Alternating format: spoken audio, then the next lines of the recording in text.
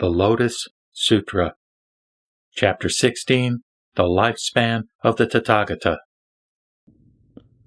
Thereupon, the Buddha addressed the Bodhisattvas and the entire great assembly, saying, quote, "O sons of a virtuous family, you should believe the true words of the Tathagata."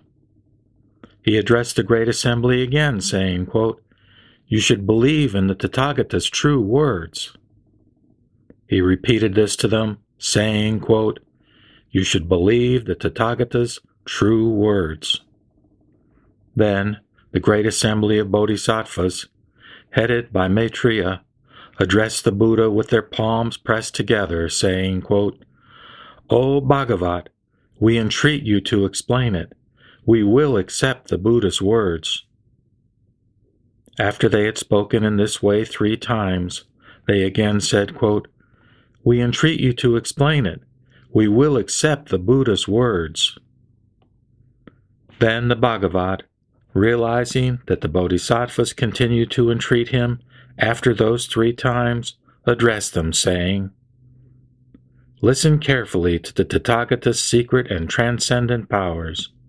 The devas, humans, and asuras in all the worlds all think that the present Buddha, Sakyamuni, left the palace of the Sakyas, sat on the terrace of enlightenment not far from the city of Gaya, and attained the highest complete enlightenment.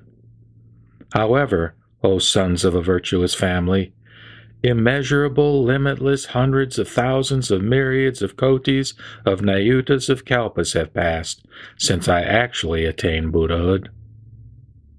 Suppose there were a man who ground 500s of thousands, myriads of kotis of nayutas of incalculable great manifold cosmos into particles. While passing through 500,000s of myriads of kotis of nayutas of incalculable lands to the east, he dropped just a single particle.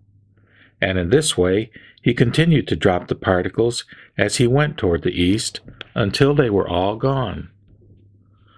O sons of a virtuous family, what do you think about this? Can all of these worlds be calculated or not? Can one imagine all of these worlds, calculate, and know their number or not?" Bodhisattva Maitreya and the others together addressed the Buddha, saying, "O Bhagavat, these worlds are immeasurable, limitless, incalculable, and beyond our powers of conception.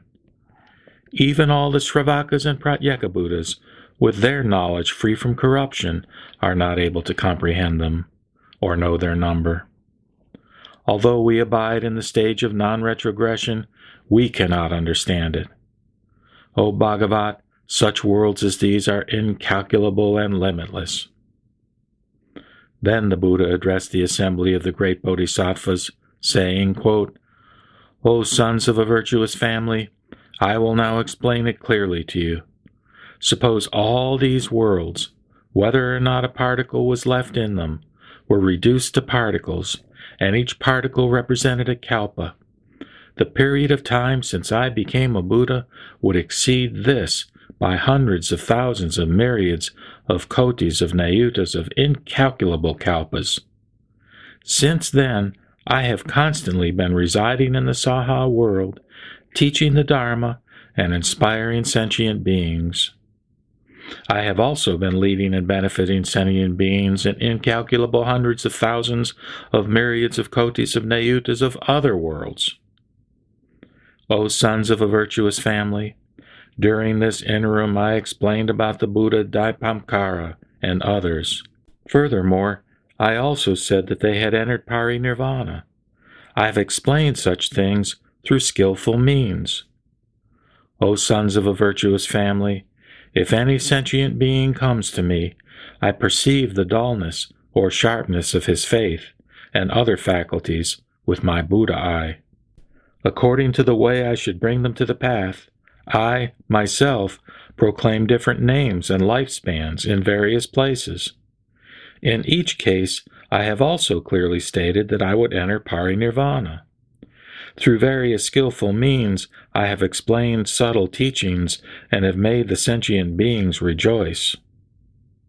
O sons of a virtuous family, to those beings whom the Tathagata perceives as taking pleasure in the inferior teachings, who have few qualities and grave defilements, he teaches that the Buddha attained highest complete enlightenment after he renounced household life in his young age. However, it has been a very long time indeed since I attained Buddhahood. I give such an explanation only to lead and inspire the sentient beings to enter the Buddha path through skillful means. O sons of a virtuous family, the sutras that the Tathagata has expounded are all to save the sentient beings. Whether the Tathagata teaches about himself or others, whether he reveals his form or that of others, whether he shows his acts or those of others, everything he says is true, never false. Why is this? Because the Tathagata perceives all the marks of the triple world as they really are, that there is no birth and death, coming or going, that there is also no existence or extinction in the world, truth or falsehood, sameness or difference. The Tathagata does not view the triple world as sentient beings in the triple world see it. The Tathagata perceives such things clearly and without mistakes. Since sentient beings have various natures, desires, behaviors, thoughts, and distinctions, the Tathagata, wanting to cause them to plant roots of good merit, has explained various teachings through a variety of examples, explanations, and illustrations. He has not desisted from doing Buddha acts even for a single moment, and in this way it has been an extremely long time since I attained Buddhahood. My lifetime is immeasurable and incalculable. I abide forever without entering parinirvana. O sons of a virtuous family, the lifespan that I first attained through practicing the Bodhisattva path has not yet expired. It is twice as great as the number previously mentioned. Although I do not actually enter parinirvana, I proclaim that I do. It is through this skillful means that the Tathagata leads and inspires sentient beings. Why is this? Because if the Buddha abides a long time in this world, those who have few qualities do not plant roots of good merit, acquire poor and superficial characters, are attached to the desires of the five senses, and enter into the web of illusions and false views.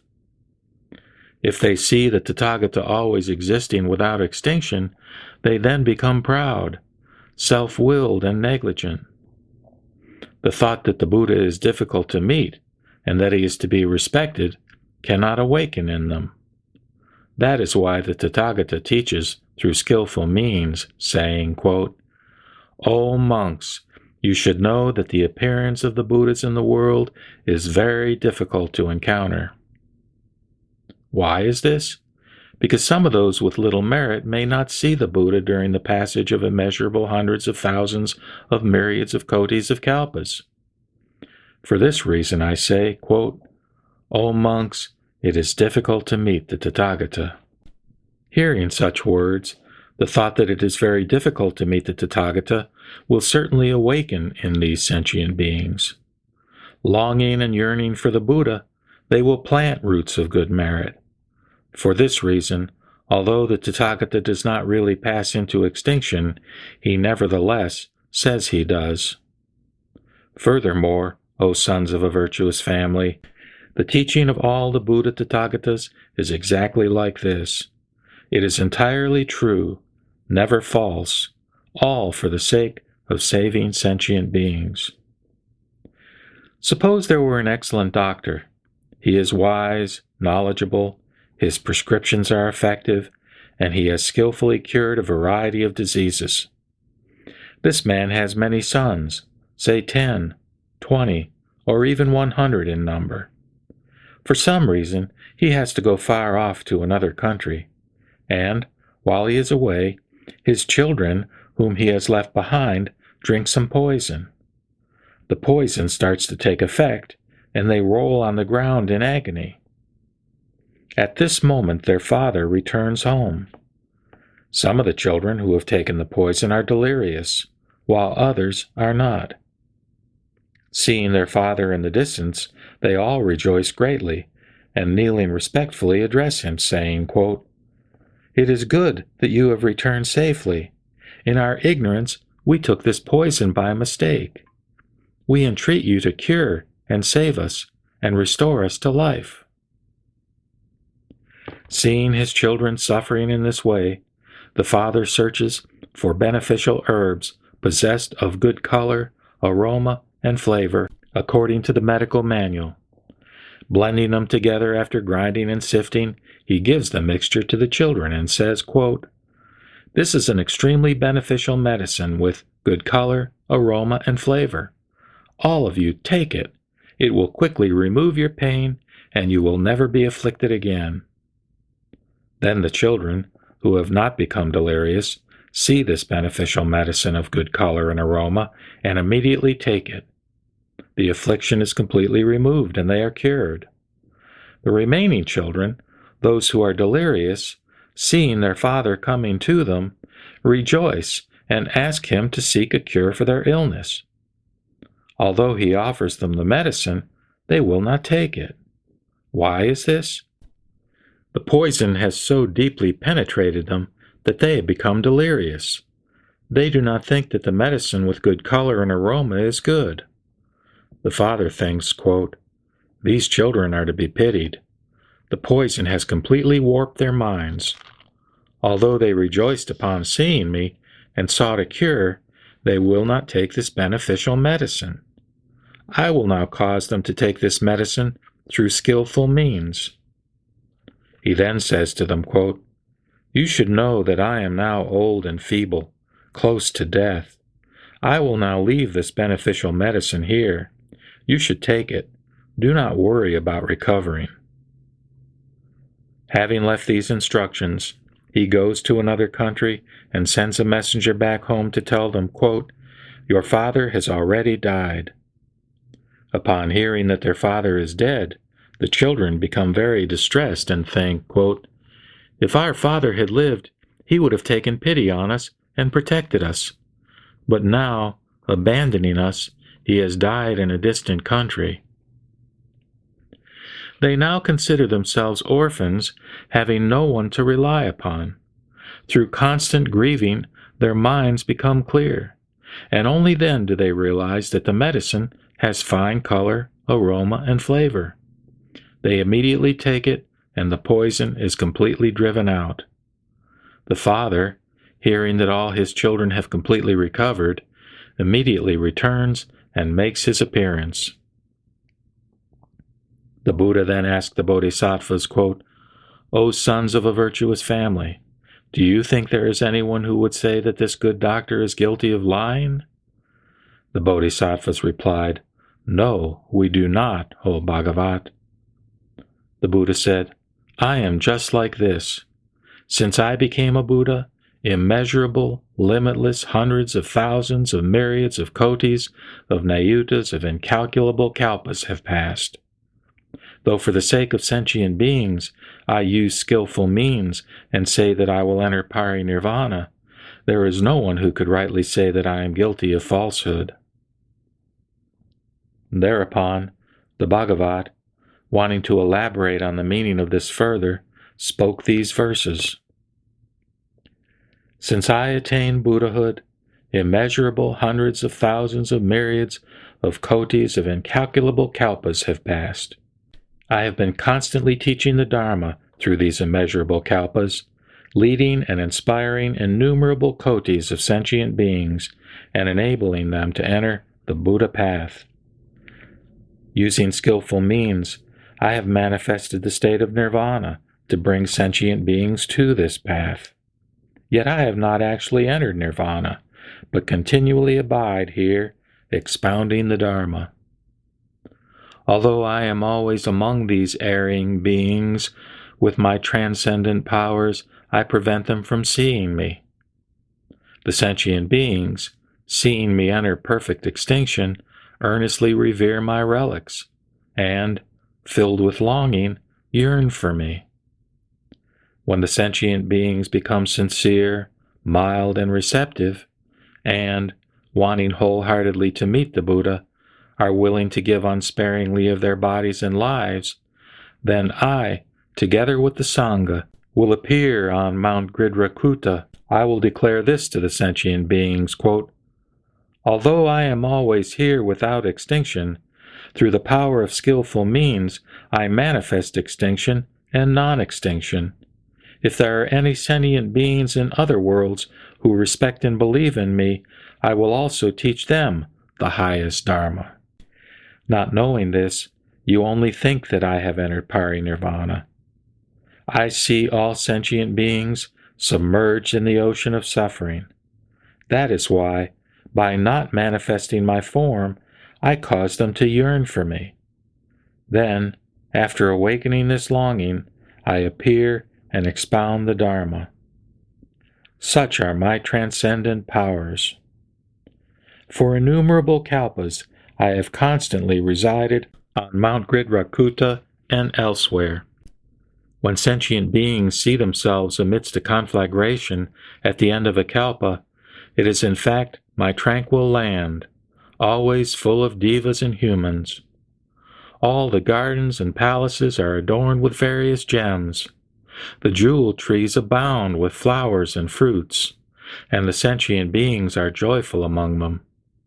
The devas beat heavenly drums, making constant and varied music. They rain down mandarava flowers upon the Buddha and the great assembly. Although my pure land never decays, the sentient beings see it as ravaged by fire and torn with anxiety and distress. They believe it is filled with these things. Because of their misdeeds, these erring sentient beings do not hear the name of the three treasures for incalculable kalpas. But all who cultivate merit and are receptive and honest will see me residing here, expounding the Dharma. For the sake of these sentient beings, I teach that the lifespan of the Buddha is immeasurable. To those who, after a long time, finally see the Buddha, I teach that it is difficult to meet him. Such is the power of my wisdom. The light of my wisdom illuminates immeasurably, and my lifespan is of innumerable kalpas. This has been achieved through long practice. You wise ones, do not give in to doubt. Banish all doubt forever. The Buddha's words are true, never false. It is like the physician who proclaimed his own death, although it was untrue. He did this to cure his delirious sons through excellent skillful means, so no one could say he really spoke falsehood. I, also, being the Father of the world, cure those who suffer. To the deluded and unenlightened, I say that I have entered nirvana, although in fact I am really here. For if they were to see me, they would become lazy and arrogant. Attached to the desires of the five senses, they would fall into the troubled states of being. Always aware of which sentient beings practice the path and which do not, I teach the Dharma in various ways, according to their ability to be saved. I am always thinking, quote, by what means can I cause sentient beings to be able to enter the highest path and quickly attain the Dharma?